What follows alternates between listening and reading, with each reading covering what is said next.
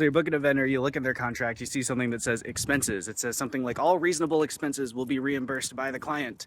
And you're like, well, okay, but what expenses are reasonable? What should I expect this vendor to be spending? Depending on the distance the vendor has to travel, you should expect some kind of travel cost expense. For example, if you're in my city, then I'm only charging you for parking garages and stuff. If I need to travel more than 100 miles to get to you, then I'm charging you for my flight, my lodging, you know, all that kind of stuff. So you should expect to see those. It is reasonable for the vendor to be expected to be fed 3 times a day, although you'll find some who only need to be fed 2 times a day. My contract says 2 times a day.